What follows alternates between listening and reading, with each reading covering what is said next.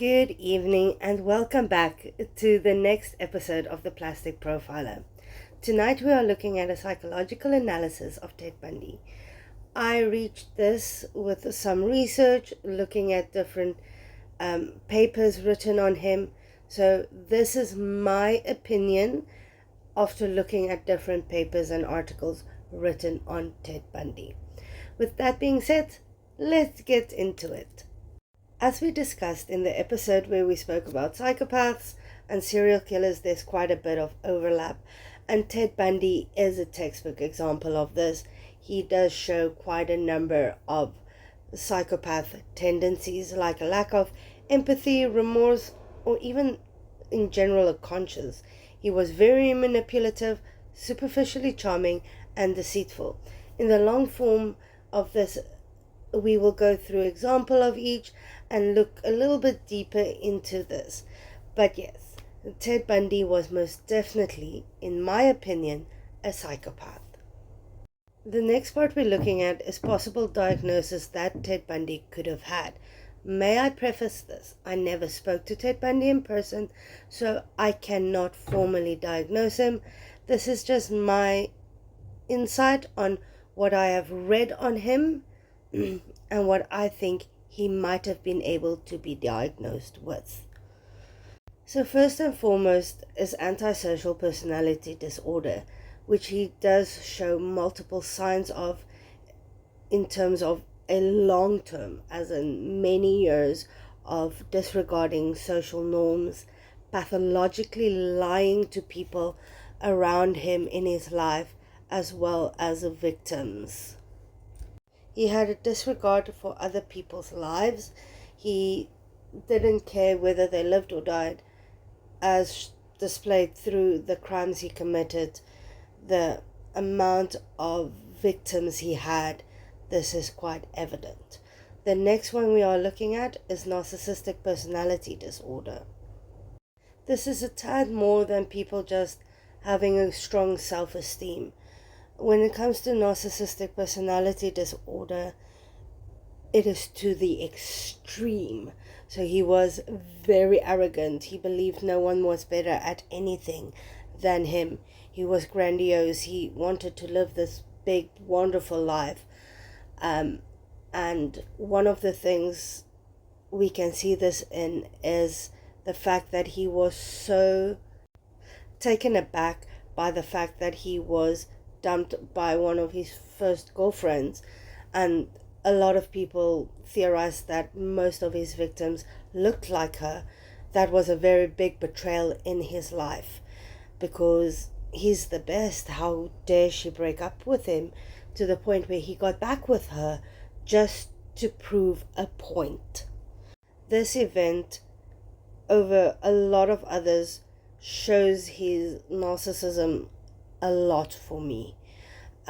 He also believed people had to admire him. They have to fawn over him and just be taken with his amazingness, if that's what we can call it. He had a sense of superiority, and he thought he was extremely special, and this led to him believing that he can be his own attorney and advocate for himself in this major case with multiple victims, which he believed he would be successful in. I don't think he, under any circumstances, thought that he would lose his case.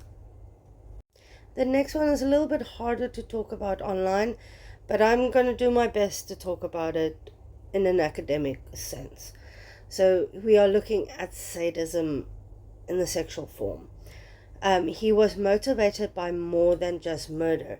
He got gratification out of the violence, the torture, and taking from people which he did not have consent for. And that gratified him in a sense that it can't really be grasped by individuals not in this mindset. If you remember when we spoke about different kinds of serial killers, there was the hedonistic serial killer, and he would fall under this as he was motivated by power and lust. We also know he disfigured the bodies afterwards and also went back to visit these bodies and victims. They're more than just bodies, they're victims. He went back and re-victimized them afterwards, which they were beautiful young women, and the way they were just broken down by this man, it's heartbreaking. And in this we can see how he did not care. This shows his disregard for others' lives and their person as well. This then links back to the antisocial personality disorder. So yeah, this is the possible diagnosis that I would have for Ted Bundy in a short form. As I said, in the long form we'll go more into depth on all of these. The last part we will be looking at in this video is his behavioral analysis. Again, this is the shorter summarized version.